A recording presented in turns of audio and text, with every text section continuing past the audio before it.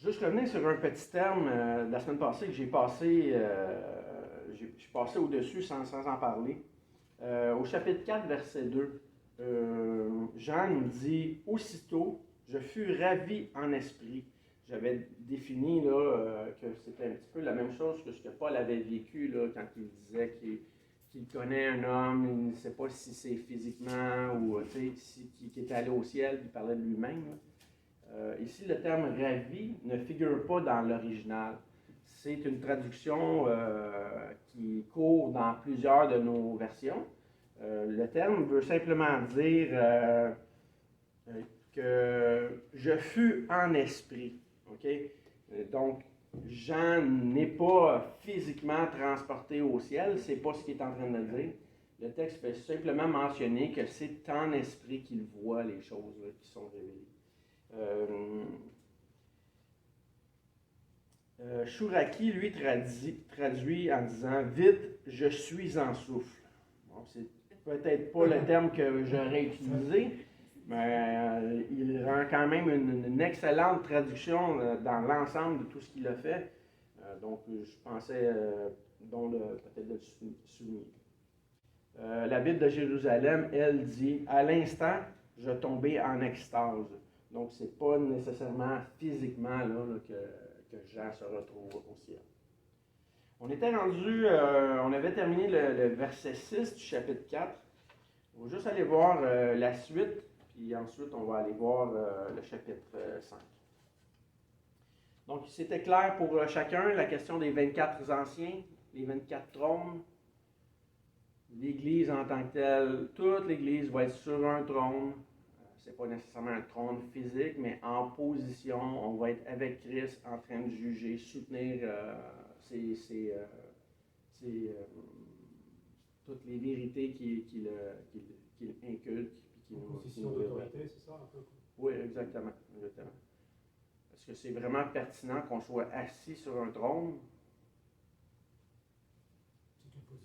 Pour moi, le trône ne va pas vraiment changer grand-chose. C'est plus la fonction là, que le fait de seconder Christ là, qui est important.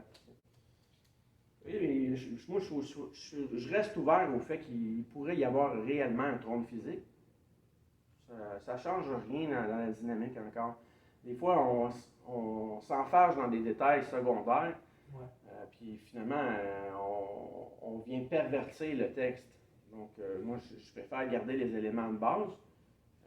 C'est déjà très édifiant de cette façon-là.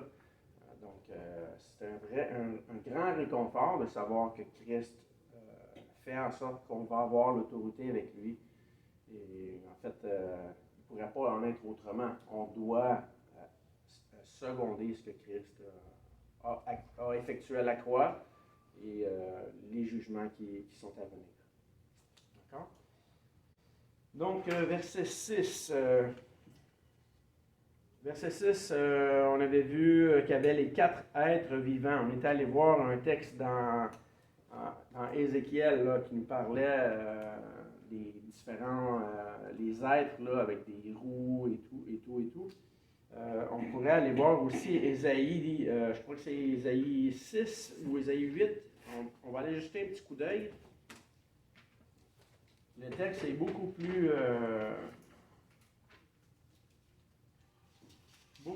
plus simple que celui d'Ézéchiel. Donc, chapitre 6 d'Ésaïe, le passage nous dit « L'année de la mort du roi Osias, je vis le Seigneur assis sur un trône très élevé, et les pans de sa robe remplissaient le temple. » Donc, le Seigneur. Verset 2. « Des séraphins se tenaient au-dessus de lui. Ils avaient chacun 6 ailes, 2 dont ils se couvraient la face, 2 dont ils se couvraient les pieds, et 2 dont ils se servaient pour voler. Ils criaient l'un à l'autre et disaient « Saint, Saint, Saint est l'Éternel des armées. Toute la terre est pleine de sa gloire. » Les portes furent ébranlées dans leur fondement par la voix qui retentissait et la maison se remplissait de fumée. Alors, je dis, « Malheur à moi, je suis perdu, car je suis un homme dont les lèvres sont impures. J'habite au milieu d'un peuple dont les lèvres sont impures, et mes yeux ont vu le roi, l'Éternel des armées. Et ça continue avec un descriptif de ce qui se passe dans le temple, de la gloire de Dieu, des séraphins qui servent l'Éternel. C'est pratiquement, je ne vais pas dire du copier-coller, là, mais c'est vraiment une image presque identique à ce qu'on lit dans le chapitre 4 et 5 de l'Apocalypse. Okay? Donc, ça nous donne déjà un bon descriptif de ce qui était connu et de ce qui est anticipé aussi par Jean là, dans ce qu'il est en train de révéler, la révélation de Jésus-Christ aux 7 églises. Au verset 8 d'Apocalypse 4, on voit la même chose que ce qu'on vient de lire. Les 4 êtres vivants ont chacun 6 ailes. Et ce qu'on avait vu aussi la semaine passée, ils sont remplis d'yeux tout autour et au-dedans. Donc ça ne peut pas être physique, là, c'est vraiment une symbolique encore. Comme je vous disais, selon moi, c'est tout simplement qu'ils sont au courant des plans de Dieu. Donc, ils sont parfaitement avisés par Dieu de sa volonté. Il ne cesse de dire jour et nuit, Saint, Saint, Saint est le Seigneur Dieu. Là, je ne suis pas en train de vous lire le texte d'Ésaïe, là. Je suis en train de vous lire le texte d'Apocalypse.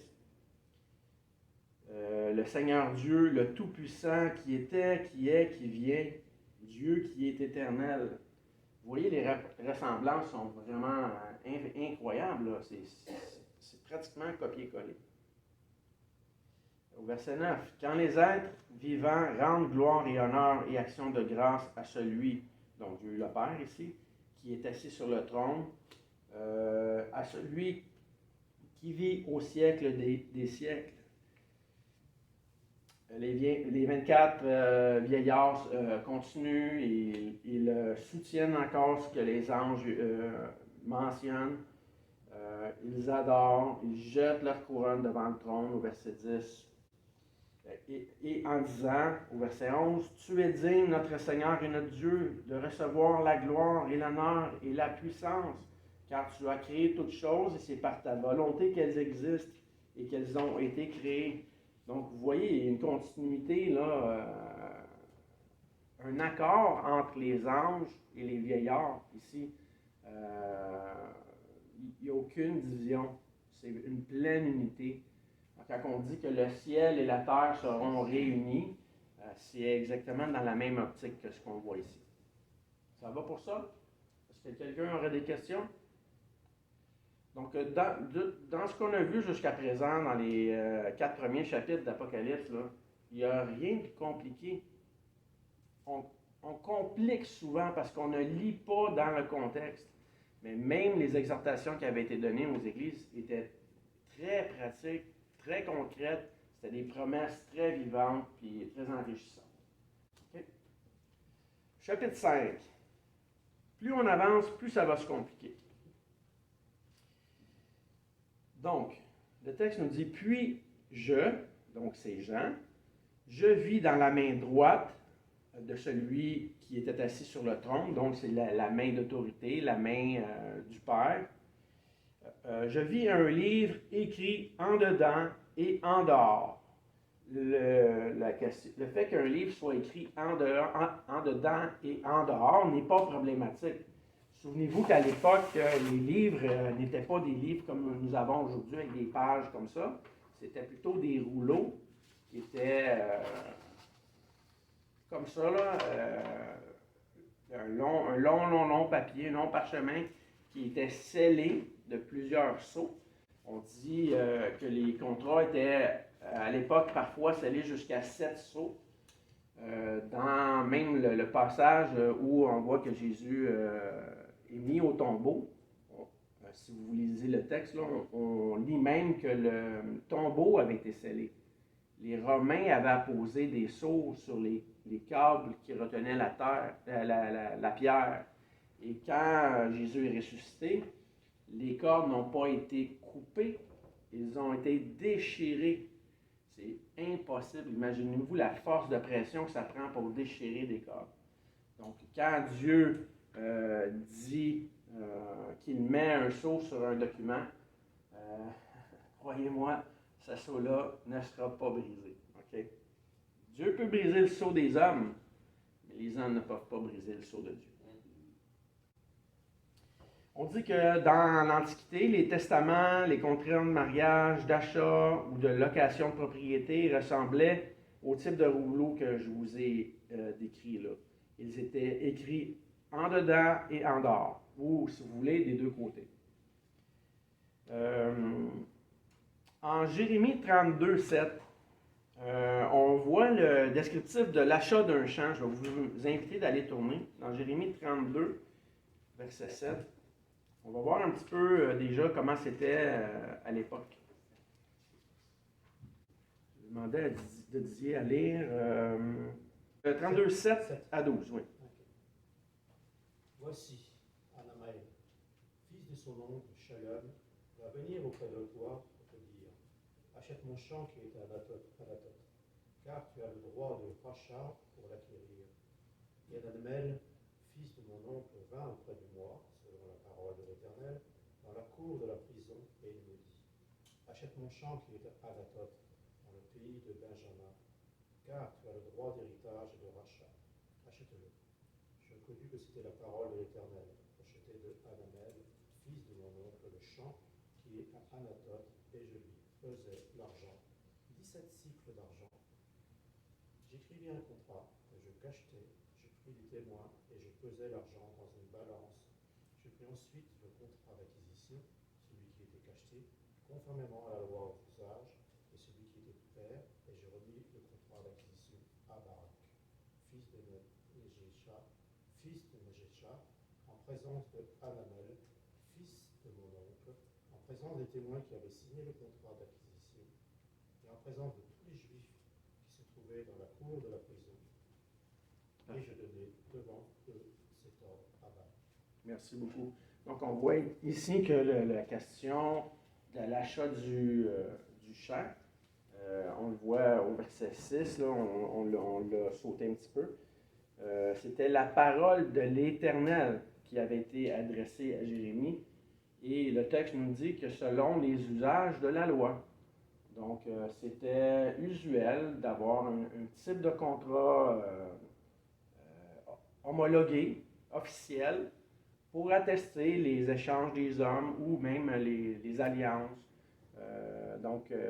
Ce qu'on voit dans le texte d'Apocalypse est conforme à ce qui était déjà connu. Ce n'est pas quelque chose de nouveau ou quelque chose de mystique, c'est quelque chose de concret. Je veux vraiment essayer d'enlever toute la question du mystique là, du livre, parce que ce n'est pas de ça qui est question. Okay? Comme je vous ai dit, quand le prophète énonce la parole de Dieu, il est en plein contrôle, en plein moyen de ce qu'il énonce. Okay? L'esprit des prophètes est soumis aux prophètes. Okay? Donc, il n'y a pas de mysticisme ici dans le livre.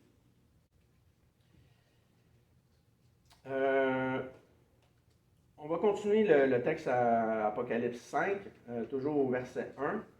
Donc, il y avait un livre écrit en dedans et en dehors, scellé de 7 sceaux. Et je vis un ange puissant qui criait d'une voix forte, « Qui est digne d'ouvrir le livre et d'en rompre les sceaux? » Je vous pose une question. Pourquoi un livre scellé de 7 sceaux?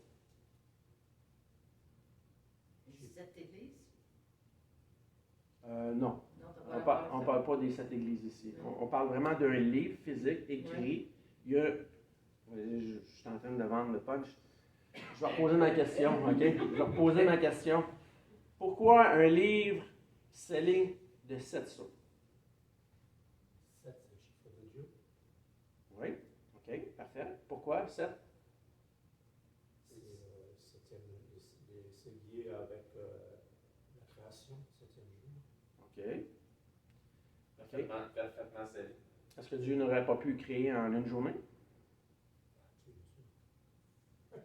Mais Dieu a créé en 7 journées pour nous donner déjà une règle de base, un ordre, une référence. Dieu voulait montrer par le chiffre 7 plus qu'une symbolique. Il voulait montrer déjà d'avance la loi. le sabbat, les 7 jours, tout cela pointait à Jésus-Christ. Okay? On pourrait dire que 7 est vraiment un chiffre parfait. Okay? Pas que les autres ne le sont pas, mais que le 7 est pour nous un chiffre parfait pointant à Christ, à Jésus-Christ, à quelque chose beaucoup plus que, je ne sais pas moi. 7, c'est un accomplissement. Oui, on pourrait dire ça, 7 c'est un accomplissement. Je pourrais avoir une pomme dans ma main, puis cette pomme-là est parfaite. Mais cette pomme-là ne représente pas parfaitement tout ce que Dieu veut nous laisser connaître. Mais au travers la création, au travers le chiffre 7, Dieu nous montre parfaitement son plan en Jésus-Christ. Oui? J'avais déjà lu quelque part, c'est ça j'essayais de trouver, mais que historiquement, dans ces temps-là, le nombre de sauts qu'un document avait démontrait l'importance du document. Oui, certainement.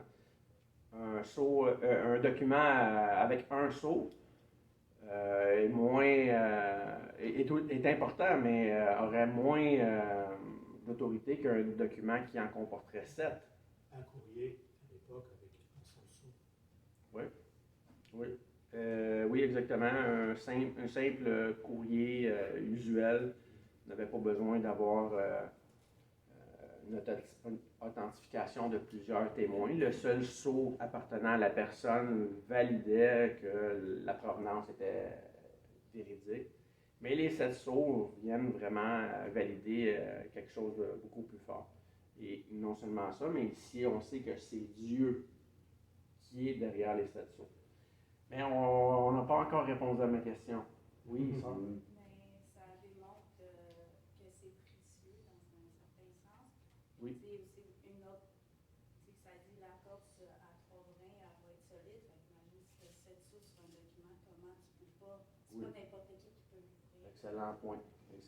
La corde dans l'Ancien Testament, quand il nous parlait d'une alliance, que la corde à 3 brins entre l'homme, la femme et Dieu, dans une alliance de mariage, était beaucoup plus solide que simplement une alliance sans Dieu. Donc, une alliance à 7 sceaux nous démontre encore comment c'est sérieux, comment c'est important. Mais ma question, pourquoi un livre à 7 sceaux? Ben là, si tu connais l'histoire du livre, après, c'est parce que tu sais qu'à chaque saut, il y a quelque chose qui se révèle. Chaque saut a sa raison d'être. Exactement.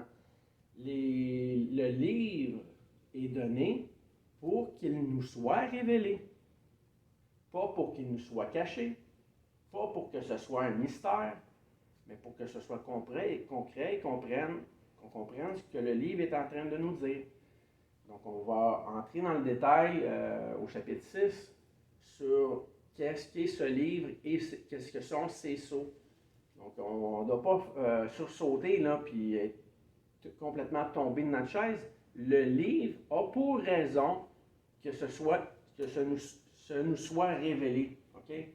Donc, encore, on enlève toute la question de mysticisme. C'est pour ça que le livre s'appelle Révélation. Révélation de Jésus-Christ. OK? Lever le voile qu'on avait dit au départ. Donc, se souvenir que la raison des 7 sceaux, c'est qu'il doit y avoir un moment où ces sceaux-là vont être enlevés. Et on va voir que ces sceaux-là ont déjà été enlevés. OK? Et on va vraiment étudier le livre, on va vraiment regarder de quoi il en retourne. On continue notre passage. Verset 2. « Et je vis un ange puissant qui criait d'une voix forte, qui est digne d'ouvrir le livre et d'en rompre les sceaux? Et personne dans le ciel, ni sur la terre, ni sous la terre, ne put ouvrir le livre, ni le regarder. » Si on arrêtait le passage ici, ça serait vraiment très problématique, parce qu'on ne pourrait pas savoir quel est le contenu du livre. Okay? Et quand le passage nous dit, là, « Je vis un ange puissant », si on va voir en Daniel 8, verset 16, le passage nous parle de l'ange Gabriel. Possiblement que ce serait l'ange Gabriel aussi, à ce moment-ci, qui aurait révéler la question du livre d'une voix forte. Je laisse ça à votre discrétion. Dans la Bible, on ne nous donne pas beaucoup d'indications sur les noms des anges, mais on voit que Gabriel a une grande autorité, disons, sur le peuple d'Israël dans l'Ancien Testament. Et probablement que son autorité ne décroît pas non plus avec le temps après la mort de Christ. Okay? Donc, je laisse ça à votre discrétion. Moi, je crois que ça serait plausible que ça a été l'ange Gabriel. Donc, personne ne peut ouvrir le livre ni le regarder. Écoutez, c'est quand même grave, hein? Il y a un livre qui paraît, il y a des sceaux, et personne n'est digne, pas seulement de jeter un coup d'œil, mais de vraiment y porter un regard, là, de sonder le contenu. Tout le monde sait qu'il y a un rouleau, mais personne ne peut vraiment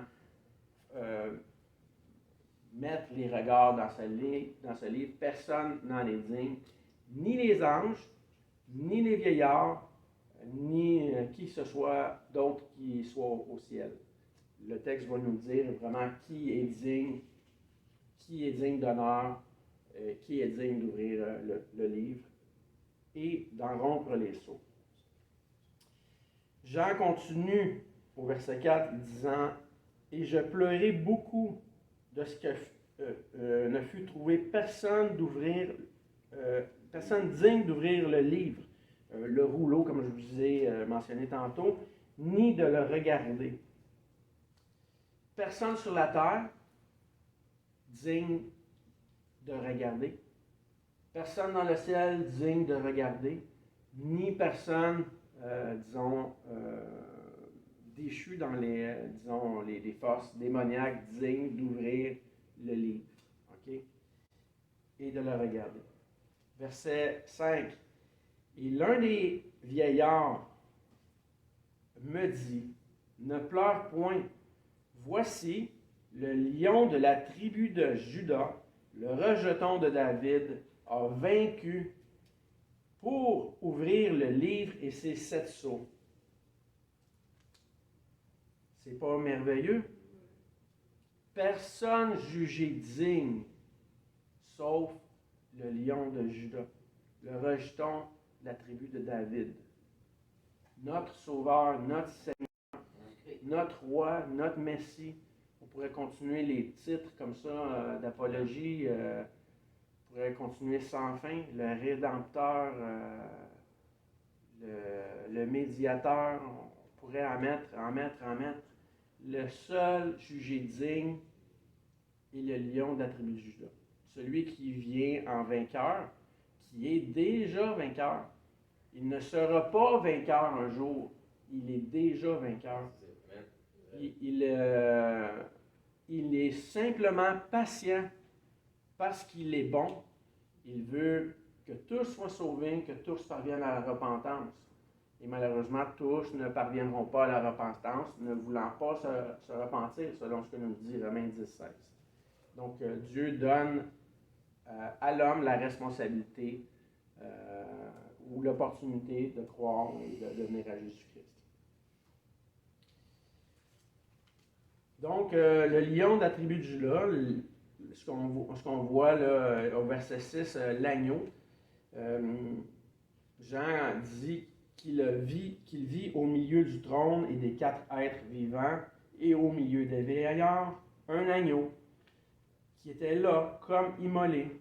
Il n'était plus immolé, mais il était comme immolé. Il avait 7 cornes et 7 yeux, qui sont les 7 esprits de Dieu. Donc là, on vient de voir un agneau immolé qui avait 7 cornes. Pensez-vous vraiment que c'est encore littéral? Il a 7 cornes, cet agneau. C'est vraiment un agneau, là. C'est vraiment une représentation de Jésus encore. Hein? Pourquoi 7 cornes données à Jésus? Comme c'est des cornes tordues, c'est des cornes de bélier. Oui, ça pourrait être ça. Pourquoi nous parle de cornes? Qu'est-ce que ça signifie, les cornes? Oui, exactement. La puissance, l'autorité. 7 yeux, ouais. Un peu comme on avait vu, des yeux à l'extérieur et au-dedans. Hein, il connaît pleinement et il sait ce qui va arriver. OK? C'est le seul digne d'ouvrir et il sait ce qui va arriver. Il voit tout. Il voit tout, il sait tout, il est omniscient. Hein? C'est un long sujet qu'on pourrait détailler. Là, comment Dieu manifeste son omniscience, ça c'est autre chose. Mais Dieu est totalement omniscient. Donc, les 7 cornes ici font juste mentionner que Jésus est tout-puissant. Il n'est pas dépassé là, par ce qui arrive, ou même il n'est dépassé par aucune autorité. Okay? On va voir dans d'autres chapitres que les cornes vont revenir. On va le voir entre autres au chapitre 13. J'ai vraiment hâte qu'on arrive à ce chapitre-là. Pour moi, c'est vraiment un chapitre clé là, du livre. On va voir des cornes encore qui vont ressortir dans le passage. Non seulement ici, on voit 7 cornes, on voit vraiment une pleine autorité, mais dans le passage du chapitre 13, on va voir 10 cornes. C'est encore des pouvoirs. Là. Je ne veux pas aller trop loin dans le sujet, mais c'est encore des pouvoirs. Mais ce n'est pas la même autorité que celle de Christ. Okay? Ça ne dépasse pas l'autorité de Christ. On va se garder une petite réserve pour plus tard. On arrive au verset 7. Donc là, on parle de Jésus.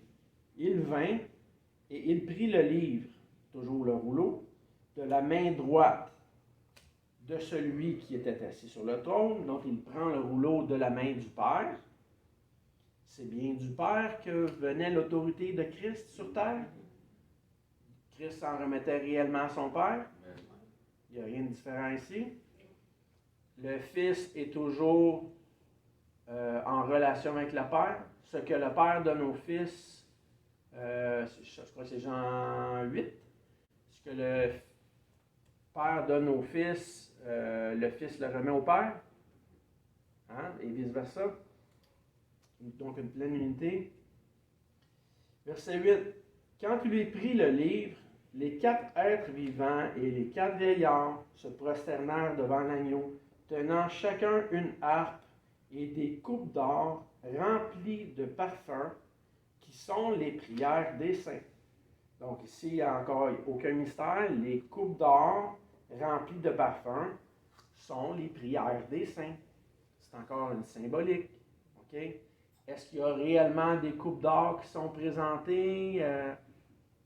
Moi, je reste ouvert à la possibilité, mais il reste que ce sont les prières des saints ici qui sont mises en avant-plan, non pas les coupes d'or. Okay? L'importance est vraiment sur la question des prières. Et donc, on peut dire que le ciel en entier se plie déjà au Fils. Hein? Les sceaux ne sont pas encore ouverts et les vieillards et les 4 êtres vivants se conforment à ce que Christ est en train de faire. Ouais. On peut dire que les coupes d'or, c'est pas des coupes en bois, c'est pas des coupes en terre cuite. La raison pourquoi la coupe est en or et en objet précieux, c'est parce que ce qu'il y a dedans est extrêmement précieux. Oui, exactement, certainement. Donc, c'est symbolique à toute son ampleur. Oui, certainement. C'est un peu comme quand Jésus reprend, il dit, vous jurez par le lard du temple. Vous dites que, mais pas par le temple, mais si quelqu'un jure par le lard du temple, là, il est vraiment, vraiment soumis à son engagement. Il dit, c'est donc bien stupide, c'est-tu le temple qui sanctifie l'or ou c'est l'or qui sanctifie le temple? Exact. Mais disons que je vais aller un pas plus loin. Vas-y. OK? Supposons que le texte nous dirait qu'il y avait des coupes en bois et que dedans, il y avait le parfum là, qui sont les prières des saints. Est-ce que ça diminuerait le contenu? Non. Absolument pas. Donc, le contenant fait juste révéler la valeur du contenu. OK? Et la symbolique du temple avec l'or nous avait été donnée justement dans un rituel qui devait être suivi. La loi devait être suivie pour démontrer notre incapacité à satisfaire à la loi. Notre justice ne pouvait venir seulement que de la foi. Dans ce cas-ci, encore là, l'importance n'est pas sur les coupes, mais sur les prières des saints. Okay? Dieu n'a pas grand-chose à faire des coupes d'or, mais il a énormément. Les prières des saints sont vraiment précieuses pour lui. Oui, frère. L'élément est un élément éternel. Peut-être. Ouais. Ouais. On pourrait dire. Ouais, écoute, Non, c'est pas les on pourrait dire que l'or est un élément éternel, mais il n'y a rien qui empêche Dieu de, un jour, de créer une toute nouvelle réalité. Et, moi, je me suis toujours plu à dire que si Dieu a créé les anges et qu'il a créé les hommes dans deux mondes connexes,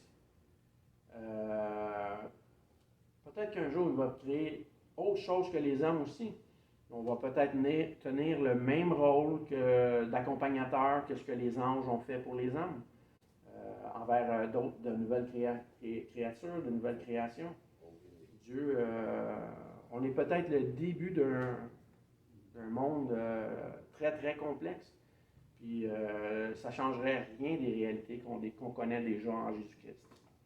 D'accord? Donc Dieu est tellement riche, tellement bon, tellement pas limité. On va pas le limiter nous-mêmes. D'accord. Donc on arrive au verset, aidez-moi là, je me souviens plus, 9. OK. Verset 9 dit « Et il ». Donc, si on se réfère au contexte, là, ça parle des 24 vieillards, les représentants de l'Église, chantaient un cantique nouveau et en disant « Tu es digne de prendre le livre et d'en ouvrir les sceaux. » On l'avait déjà vu là, auparavant. « Car tu as été immolé et tu as racheté pour Dieu par ton sang des hommes de toute tribu, de toute langue, de tout peuple et de toute nation. » Est-ce que c'est pas ce que Jésus fait par l'Évangile, par son message? Est-ce que Jésus fait ça par prédestination?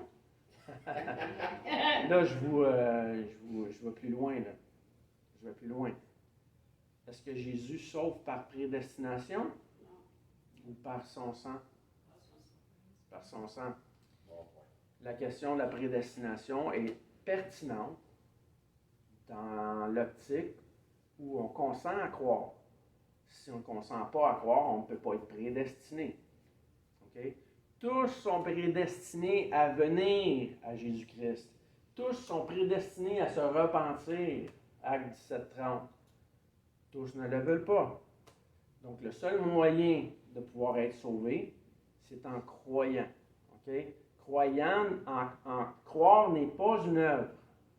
Croire, c'est simplement valider qu'une chose est vraie. Donc, on n'ajoute pas à notre salut en croyant. On ne contribue pas. On reconnaît tout simplement. Et c'est Dieu qui sanctifie, c'est Dieu qui déclare juste. D'accord? Ça va pour ça? Il y a beaucoup de confusion sur cette question-là aujourd'hui. Il y a beaucoup trop de confusion et trop peu d'églises qui enseignent sur ce sujet-là. Donc, je préfère en dire un petit peu plus pour que ça puisse être clair dans votre tête. Et si jamais il y a des questions, bien, on pourra y répondre là, plutôt que de rester dans des zones grises.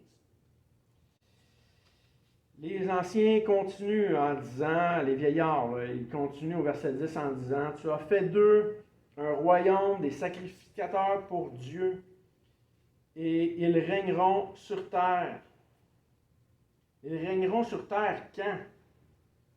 Là, on nous parle des saints, hein, ceux qui sont rachetés, ceux qui ont cru. Ils régneront sur terre. Quand régneront-ils sur terre, ces saints-là? Est-ce que c'est maintenant? Est-ce que c'est plus tard? Là, je vous ai posé une colle, hein? Ils régneront sur le futur. Sur le futur? OK. Mais c'est quand? OK. Moi, je pense que c'est maintenant. On ne règne pas de la pleine autorité qu'il va y avoir dans la nouvelle terre et nos nouveaux cieux, mais sur quoi on va devoir régner plus tard s'il n'y a plus personne pour s'opposer au règne. Pensez-y, là. On se retrouve, disons, supposons, demain matin, Jésus vient à la rencontre de son Église monte à mi-ciel, la terre est jugée, et mettons, arrive la Nouvelle Jérusalem. On va le voir plus tard dans d'autres chapitres, là. Mais arrive un temps où les hommes et les anges sont réunis. Est-ce qu'on va régner à ce moment-là sur un royaume déjà parfait? Non. Ou est-ce qu'on est déjà appelé à régner avec Christ en ce moment? Pas régner en disant je vais régner sur toutes les finances, sur tout l'argent du monde, sur le bien et le mal, mais est-ce qu'on ne règne pas déjà en déclarant ce que Christ a déclaré juste? C'est comme ambassadeur ou comme Exactement. soldat ou. Comme ambassadeur, comme soldat. Ouais. Quand Jésus dit dans le sermon de la montagne, là, on va aller lire Matthieu 5.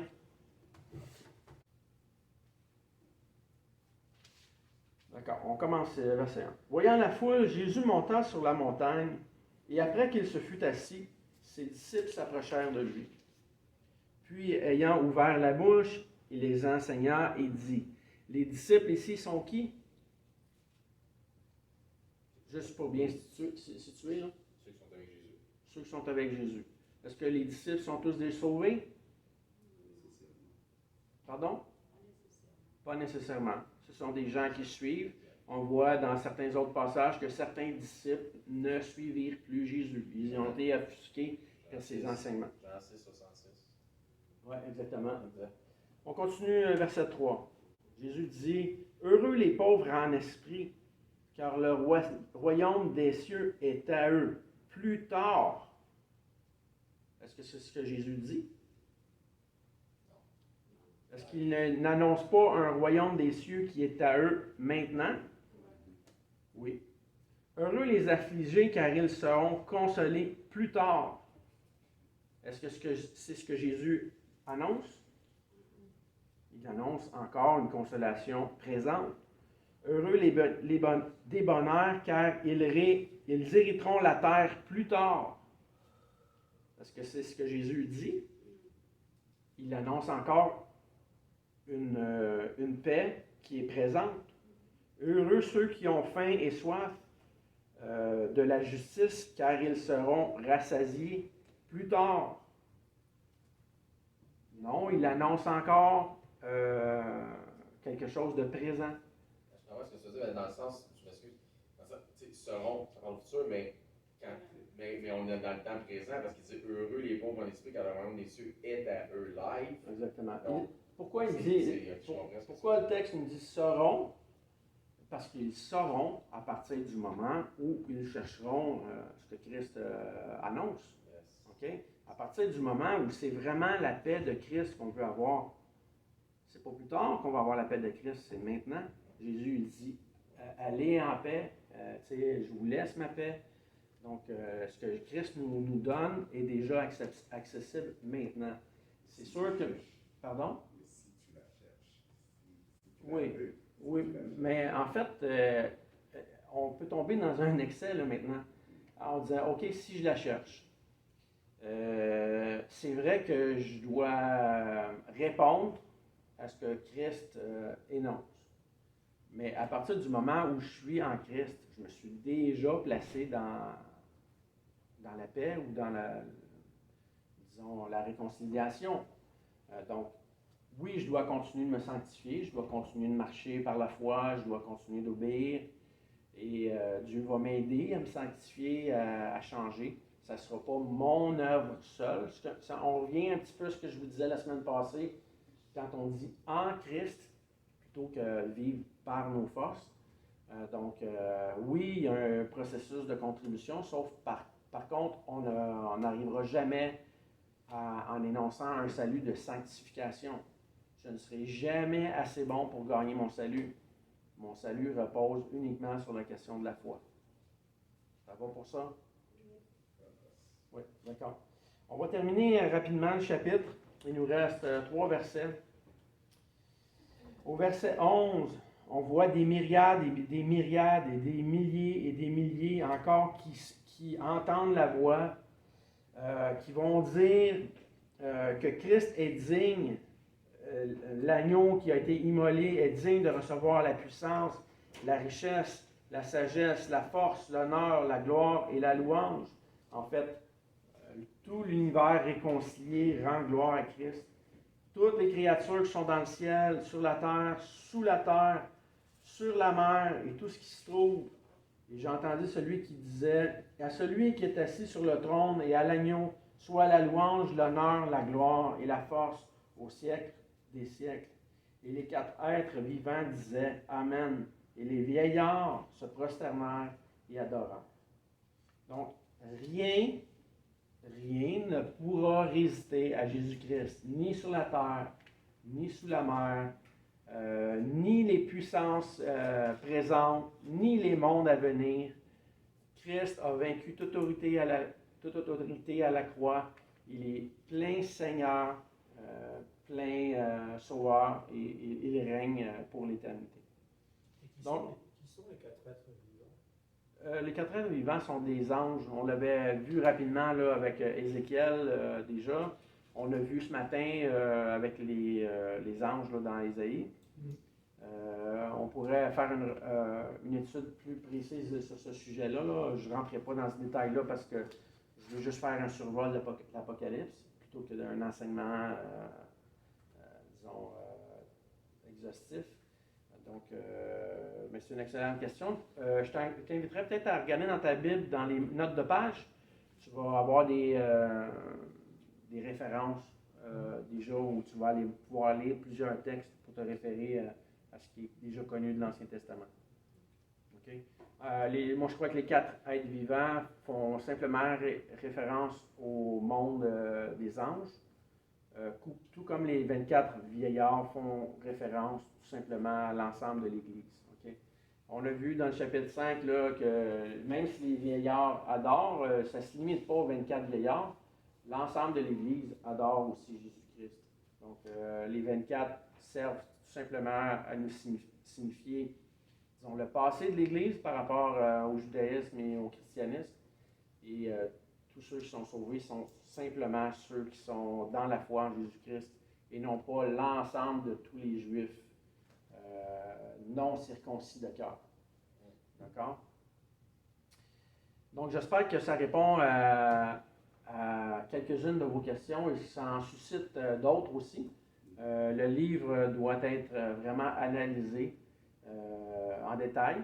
Et comme je vous disais déjà par le passé, quand les anciens ont reçu le livre de l'Apocalypse, quand ils ont reçu les lettres, ils devaient certainement s'asseoir avec leur assemblée et être capables de faire un constat pour bien analyser le texte qui leur était donné. D'accord? Et ce constat-là a sûrement été beaucoup plus simple à faire pour leur part que nous aujourd'hui, avec un long recul et avec une perte là, de contexte historique. Okay?